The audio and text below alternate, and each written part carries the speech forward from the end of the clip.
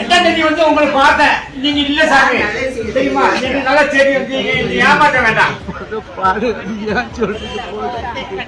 ஐயங்கொள்ளி பகுதியை சேர்ந்த பெரியசாமி அப்படிங்கிற இந்த முதியவர் அரசு மூலமா வழங்கப்படுற முதியோர் உதவி தொகையை வச்சுதான் இவரோட பொழப்பு நடத்திக்கிட்டு இருக்காரு. இந்த நிலையில தான் குடியிருக்கிற பகுதியில கடந்த 25 நாட்களுக்கு முன்னாடி தண்ணீரானது நிறுத்தப்பட்டதாகவும் அதே சமயத்துல தான் பெற்று வந்த அரசு ஓய்வூதியமும் கிடைக்காத நிலையில இது சம்பந்தமா தாலுகா ஆபீஸ்ல வந்து தான் பேசினதாகவும் சொல்லப்படுது. செல்போன் கேக்குறாங்க, ஆனா என்கிட்ட செல்போன் இல்ல அப்படின்னு சொல்லியிருக்காரு.